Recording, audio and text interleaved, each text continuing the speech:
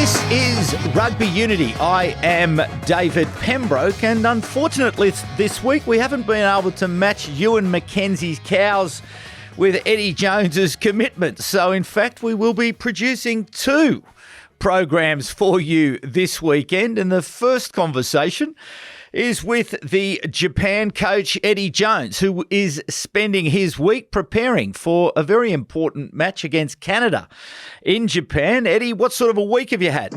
Pretty good week, mate. We've trained really well, got a exceptionally young side. We've only got 150 caps in the starting team, and we've got 10 guys under one cap or less, and two new captains, of which one co-captain unfortunately is not playing this week because of injury. But they've applied themselves well to the task. There's a good feel in the squad, and we're looking forward to playing against Canada. Is that deliberate, that you're selecting younger players at this time of the cycle? Or have you got your eyes on the 2027 Rugby World Cup? Well, definitely got our eyes on the 2027 World Cup. Yeah, we've got 20 players who are unavailable through personal reasons, or most of them through injury at the end of the League One season, that are unavailable. So, yeah, we don't really have much choice, mate.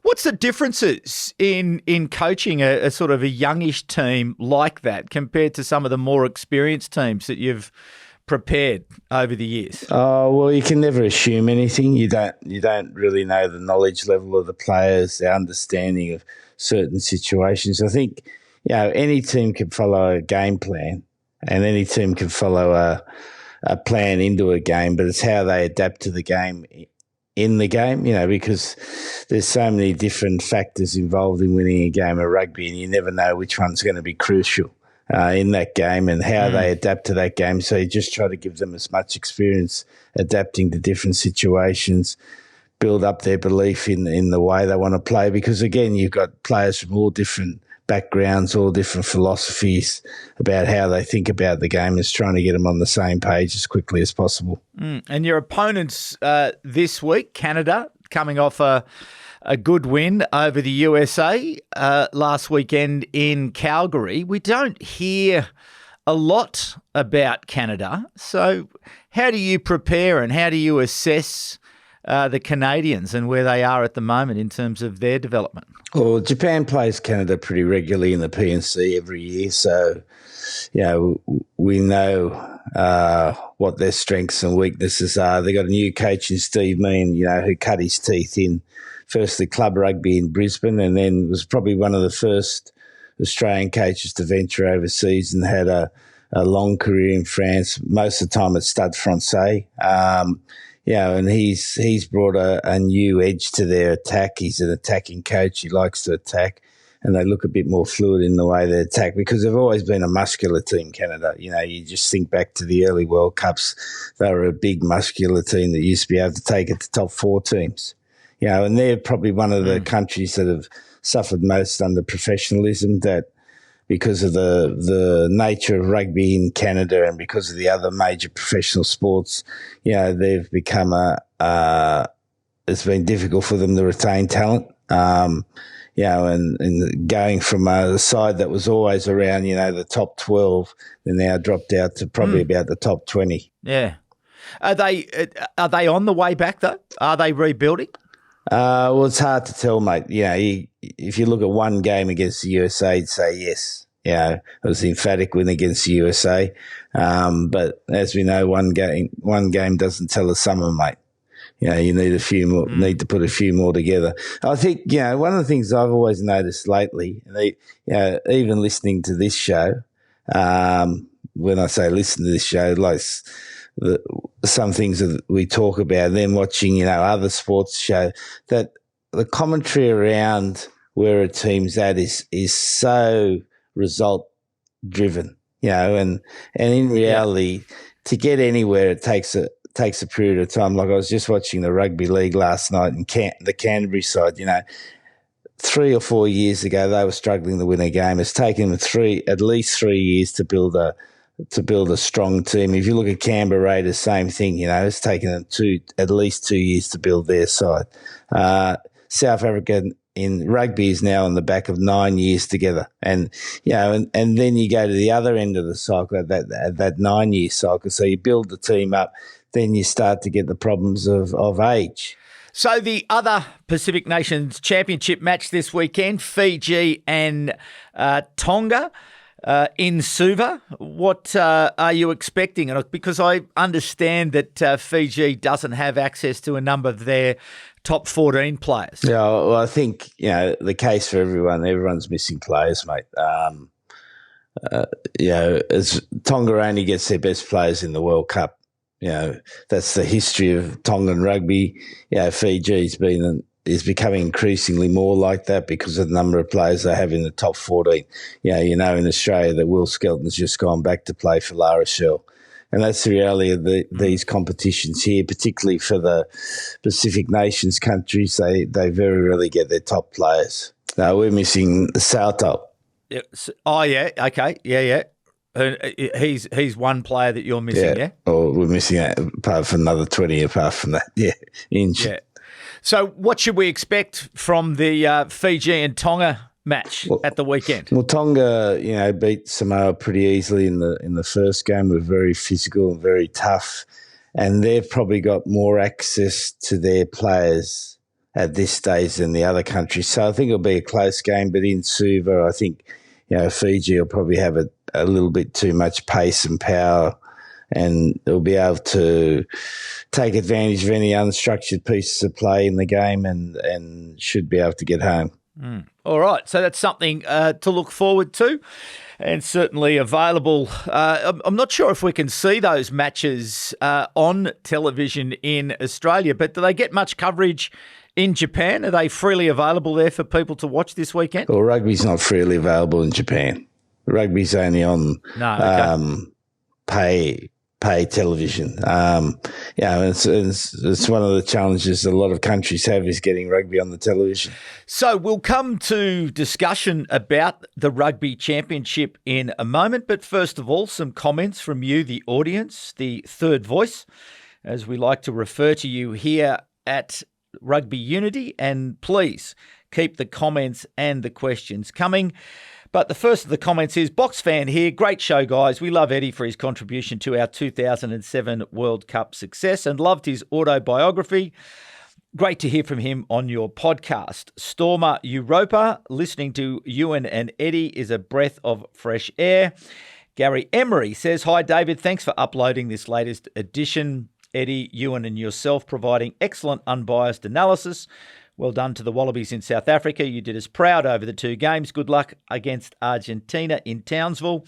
Go Wallabies. And finally, Werner Bean, 100% agree with Eddie and Ewan. Awesome commentary. We need to preserve our game, and certain changes are ruining the beautiful game. Greetings from South Africa. Now, we'll come to some questions in a moment, but Eddie Jones, just on this weekend, as the teams sort of reorganise themselves, they get settled. The South Africans have arrived in New Zealand ahead of the big game at Eden Park next weekend. Just how difficult are those long travel journeys to get ready for big matches? And what are some of the things that you've got to look at in terms of making sure you get your preparation right? I was just talking to Gary Gold, who used to be the Springboks defence coach for 4 years, who's on with us now. In the early Super Rugby, the South African teams used to have to come to Australia for 3 weeks, go home, and then come again for a Tri-Nation series. So the players today have less travel. With professionalism and sports science now, the trips are really well managed and the players adapt very quickly. Right. And Eden Park, in that particular match, we will obviously speak about it a lot before Saturday week. But what about Eden Park? Why is it such a difficult place to win? Well, I think, the history of results there, the All Blacks feel comfortable there. It's generally played in difficult conditions for rugby. There's always a chance the ground's going to be fairly wet. You get sweeping showers coming in, And the All Blacks just seem to find that as almost like their spiritual home, and it's always a tough game. They play well, and they think they're going to win. And I think, that helps a lot. You look at Australia at Suncorp. Australia traditionally play well at Suncorp, and you don't know why, but it just happens. And it's just one of the intangible things of sport. And I think the Springboks go there. They'll be well prepared. It'll be a hard week's training because Eden Park again, or playing in Auckland, the travel to training is always a bit more difficult. It's not an easy place to get around. They have traffic problems. Yes, it's just, I don't know, it just seems one of those places where it's difficult to play well. I can remember, we went there with the Brumbies in the early days and we're down 20-0 at half-time and scored 4 tries in the second half to win. But it's a rarity to do that. It is. It sort of sits down in that hollow, doesn't it? And it always feels wet and it feels damp, but it's always... Yeah, I don't know. I've never had any confidence being on a team bus driving towards Eden Park. You always have this sort of, as you say, it's hard to get to, hard to get in and out of. And, I don't know. I don't have very good memories of ever going there either with the Brumbies or the Wallabies and winning too many matches in Eden Park. What's your assessment of the All Blacks at the moment? Clearly the reaction to the loss in Argentina, in New Zealand, they don't like losing ever. But Ewan McKenzie's been pretty supportive of what he's seeing in terms of Scott Robertson and the development of the All Blacks team. What's your assessment of where they sit ahead of this very important match against the Springboks? I think it's where they sit in the continuum of their development. If you look at New Zealand, they've come off 2 World Cups where they haven't had the results they've wanted, and they're starting to go through a bit of a transitional period. You look at their side now. They've had Beauden Barrett and Damien Kenzie at 10 or 15 for now. How many World Cups? 2 World Cups. And no real young talents come through in either of those positions, obviously apart from Will Jordan at 15, who's an exceptional player. We spoke about the wingers last week.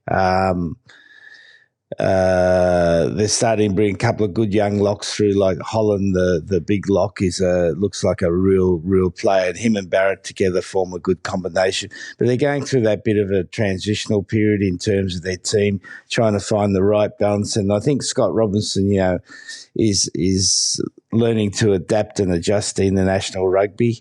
They've played some good rugby, but to win consistently at that right of their top level, they're probably not there at the moment. So we'll look forward to talking a little bit more about that, and clearly Australia and Argentina getting ready for their match in Townsville.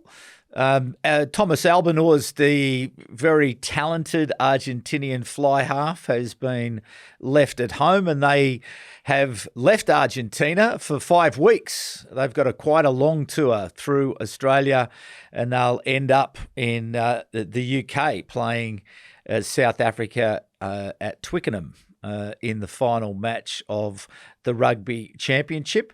Just in terms of your assessment, Eddie Jones, of Australia, obviously there are a number of players back. Tom Liner's back, Alan Alalatoa's back, Harry Potter's back, but serious injury to Tom Wright. He's now gone for probably 12 months. Will Skelton, as you mentioned before, has had to head back to his club team La Rochelle in France. What are you expecting about the next two-match series now inside the Rugby Championship between Argentina and Australia? Well, again, I think, Australia's moving in the right direction.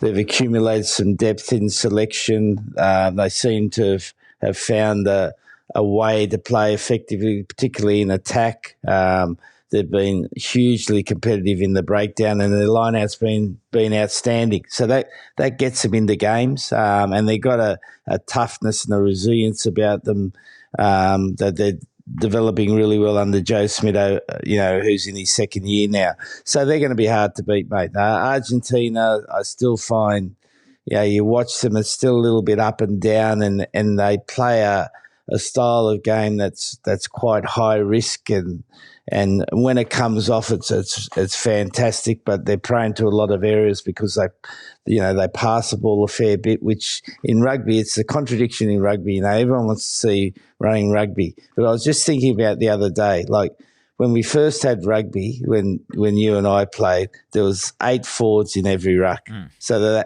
was 7 defenders defending literally 65 metres. Now we've got 14 defenders defending 65 metres. We've got every breakdown is potentially a contest, and every ruck you've got 3 attackers compared to 1 defender. So the more you have the ball, the increase the chances of you losing the ball at the ruck.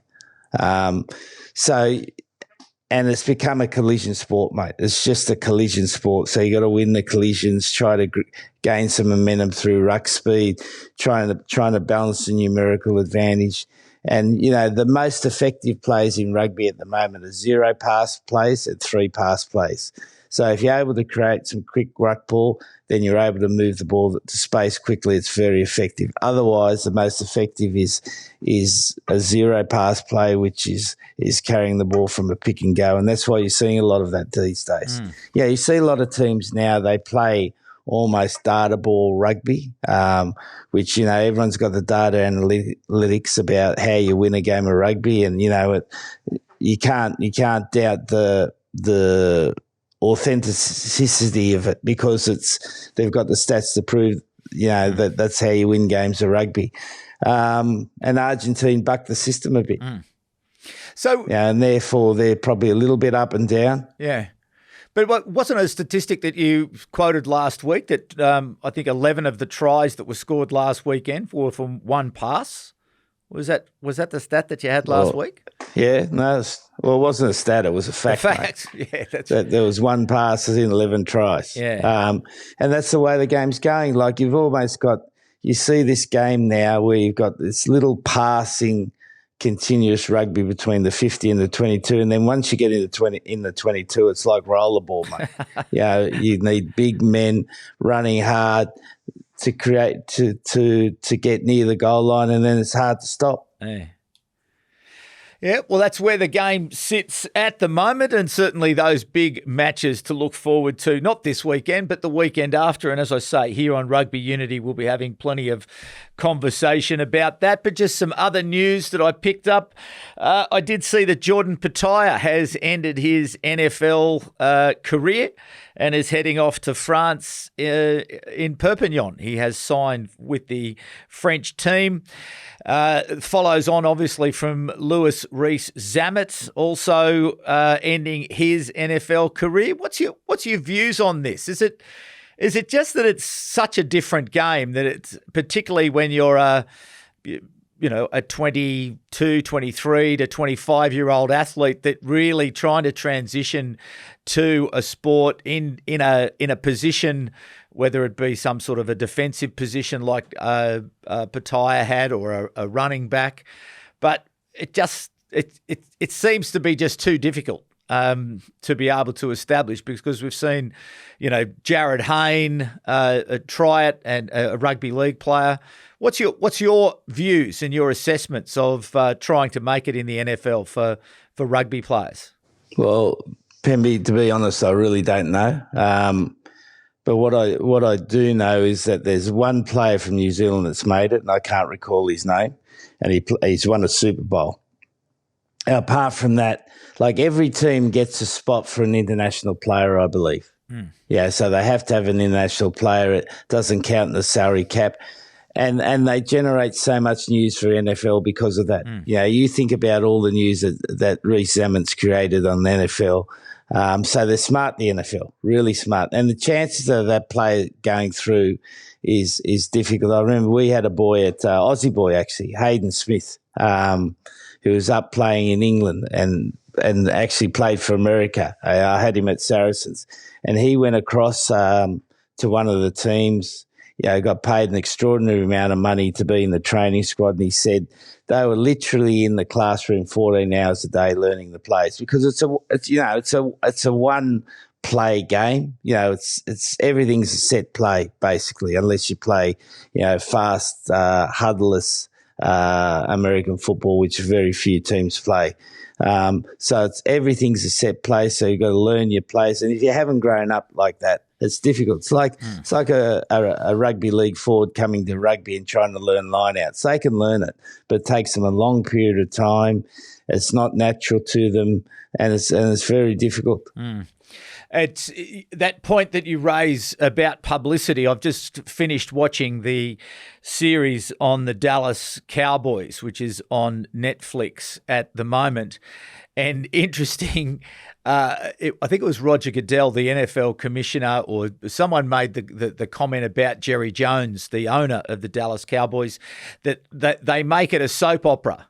That there's news, there's this generation of news just day after day after day. Now, whether it's an international player or some other way, and I think there's something in that rugby could learn from, that we do need to generate, and we've discussed this before, we do need to generate a lot more news and a lot more stories and a lot more personality, such that we can continue to feature, we can continue to attract attention. Because to the point that you raised earlier, a lot of rugby around the world is behind paywalls, and so it's not freely available to people. So we have to look at other ways to get our stars into the public eye, because if we don't do that, we're going to continue to struggle to attract the interest of more people in more countries around the world, and certainly the financial sustainability of rugby union around the world continues to be a major problem, which is clearly why here at Rugby Unity we are seeking to help secure the future prosperity of rugby union around the world, and we'll continue to talk about ways that more revenue can be generated into the game. But Eddie Jones, before we let you go, we've got a few questions for you. And the first... Can I just say something there, Pemby, on that? Yeah. I reckon someone just put me onto that Dallas Cowboys, so I've just started watching it. Yeah. And if rugby players behave like the Dallas Cowboy players, you'd be sitting here panning them. They can't behave like that. And in the old days, some rugby players had the luxury of behaving like. But now, if someone did that in rugby, you'd be breaking the values of the game. It's contradictory to the values of the game, and they were out there all the time, weren't they? The coach is out there. What does he say? If you can't talk the talk, or if you talk the talk, you got to walk the walk. Yeah. He said, we're going to win this NFL game. You do that in rugby, and you get panned, don't you? Yeah, well, I don't know. Well, it's true, mate. It's true. But getting back, it's true. We can't be contradictory about these things. No, well, look, no. But the point, the point you're raising about the behaviours of some of the players, that was back in the day when there was a little bit. There seemed to be a lot more tolerance for that types of behaviour, and I think certainly the game has moved on since then. But I don't know. I get back to this point now that we do need to be a little bit more interesting. And I made the point the other day about the Wallabies press conferences and a lack of interest, a lack of story, a lack of personality. To the notable exception of Tom Hooper, he's great in front of a microphone. He's a real character. But I do think we do need to see more characters. But we need to also, I think, take some more lessons out of the NFL at the moment, where this fusion of sport and music and fashion and culture. That's where the interest is being generated. And I do hope that rugby administrators around the world and rugby players around the world are observing a lot of that emerging storytelling trend.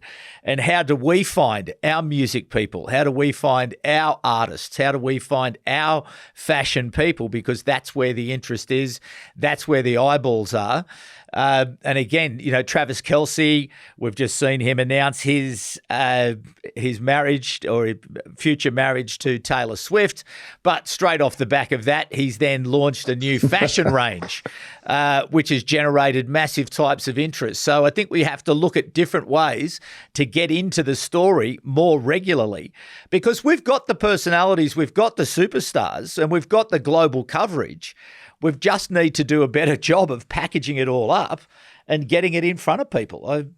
I think it's... but again, mate, I reckon that's the contradiction, because, and I'm not arguing against you, but you've got to make a decision. Is it a team sport or is it individual sport?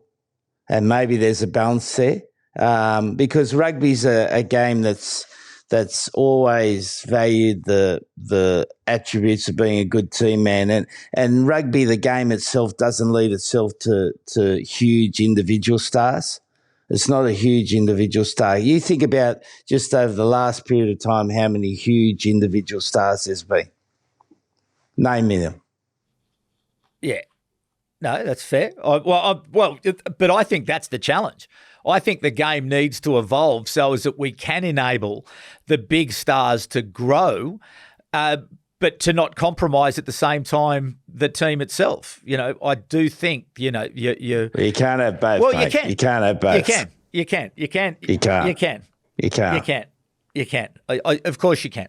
I think the game has to evolve because people are attracted to personality, they're attracted to story, and they can contribute as an athlete, as part of a team, but they can also give us and show us and be more engaged and see more of their personality.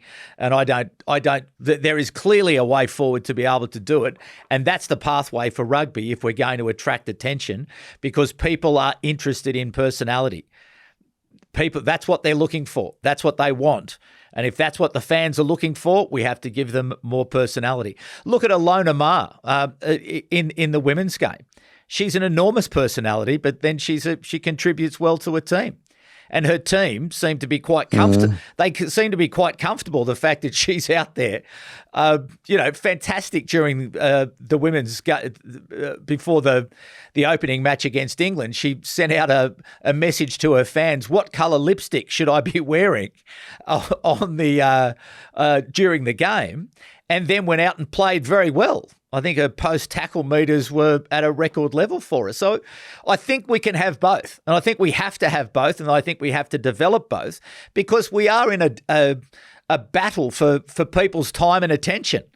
And unless we give people what they're looking for, there's no way that we're then going to be able to continue to evolve the story of the brand, the story of the sport. See, again, this week we've seen the NFL announce a major partnership with Abercrombie and Fitch, the first fashion partner.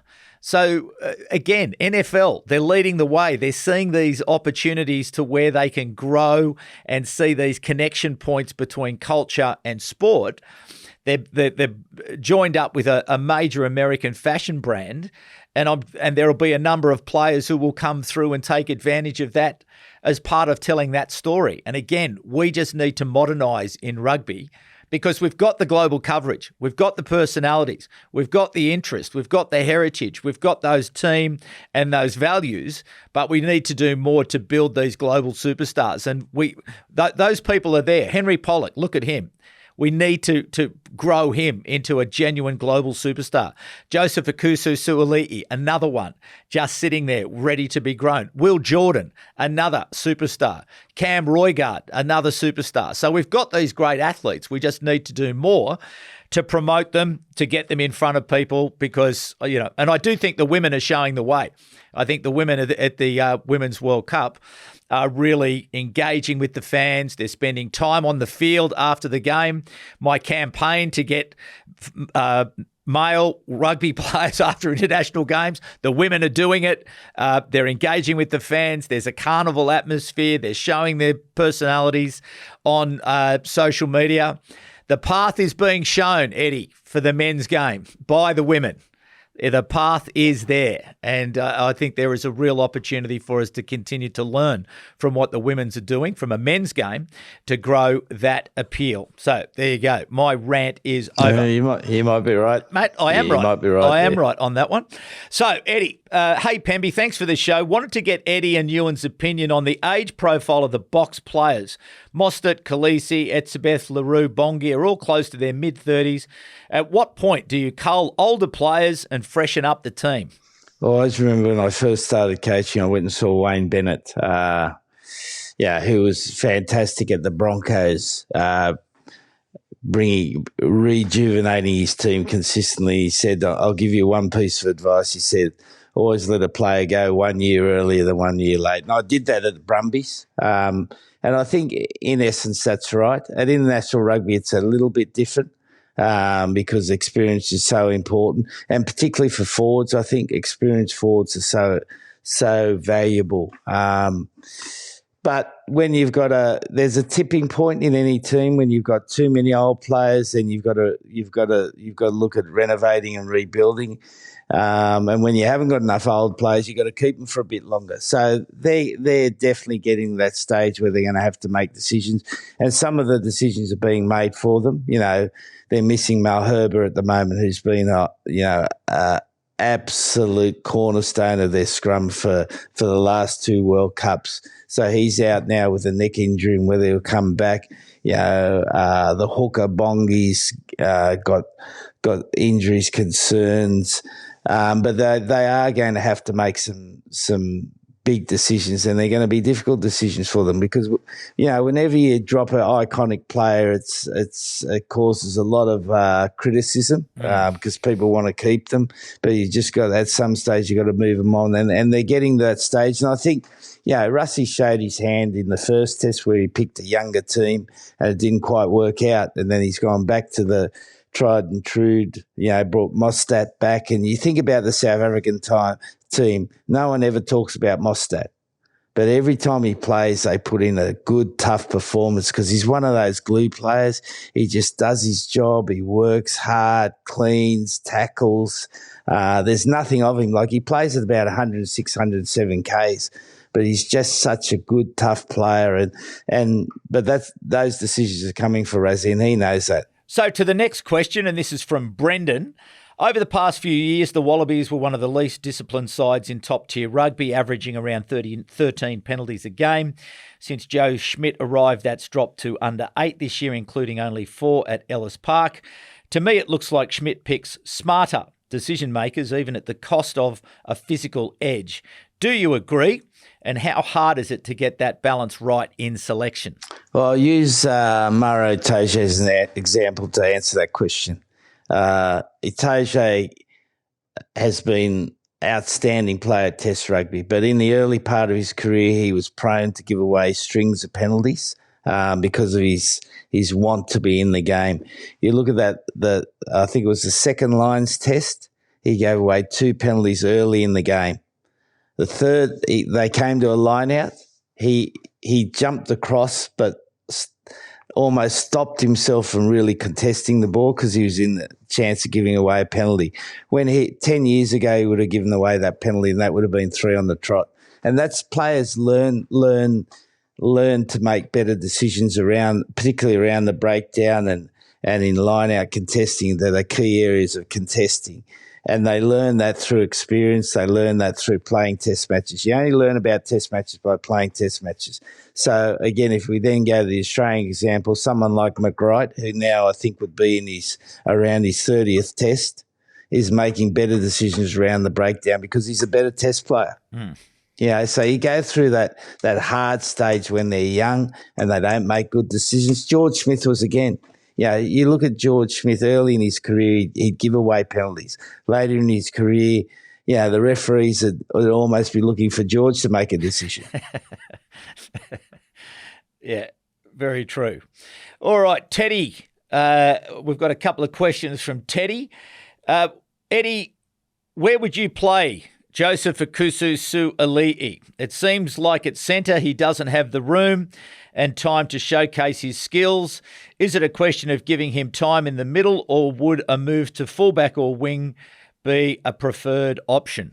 Well, Teddy, there's not much space anywhere, mate. Have a look at the rugby field. Have a look how much space there is. There's not much space anywhere. You got to run through people. I think they've used him pretty well at 13. I think they could use him a little bit more off first phase and get him involved in the game. And I think given the strength of the Wallabies line out, and 7-man's one of the easiest line outs to win now, because most teams defend it with 6, which is the trend in the game. And the possibility of giving him the ball early with a little bit of space off a 7-man line out is definitely an option. But I think he's the sort of player that eventually could become a very good 15. He probably hasn't got the understanding of the positional parts of a 15's game, because it's reasonably intricate defending position with the amount of kicking now. So I think he's a very good 13. Can he play 15? I think he probably can in the future. Okay. And a final question here. This is also from Teddy, and he asks, how do teams decide who sits where or who stands where for the team photos? Is it about seniority, caps played, or preference? I've always wondered. So how obviously the coach sits in the middle and the captain sits next to the coach. But how well, my experience of that is that it's sort of generally the tall blokes stand at the back, and it's not any more complicated than that, is it? Well, Teddy, it's not too complicated. If that's all you think about in rugby, mate, you better have a look at yourself. Tall blokes go to the back, short blokes go to the front, and whoever gets the bad sits next to the coach. Yeah, there we go. All right. So that wraps up today's episode with Eddie Jones. A big thanks to you. Certainly lots to look forward to this week. As a test week is always an exciting week, and you must be looking forward to the game then on Saturday, Eddie Jones. We've moved up to Sendai now. We've been down in our training base in Miyazaki. So Sendai is a big regionals team in the northern part of the Honshu Island, and was the regional city that's closest to where the tsunami happened. So it's not a huge rugby area, but it's going to be hot, humid, 20 close to 30 degrees, 75, 80% relative humidity. So it's going to be a testing game for both teams. And what sort of a crowd are you expecting? Probably not more than 15,000. So, again, Sendai's not a huge rugby area. It's a big soccer area, but the JRFU are trying to spread the game, which is important. So these sort of tests, make sure we put on a good show. Very good. All right. Well, we'll let you get back to work, and a big thanks to you, and also to you, the audience. Thanks you for engaging with Rugby Unity across not only the podcast, but our social media, the TikToks, the Instagram, and everywhere else out there on our platform. So a big thanks to that. Please keep bringing the questions through so we can put those to Eddie Jones and Ewan McKenzie. And also, if you'd like to jump across to the Rugby Unity Substack to consume other content that we are producing about the wonderful game of rugby union, if you would please subscribe, a rating, a review, whatever it is, whatever podcast catching that you're on, if you would be able to do that, we would be eternally grateful. So a very big thanks to all of you once again. But please, for the moment, be kind to each other. My name is David Pembroke, and it's bye for now.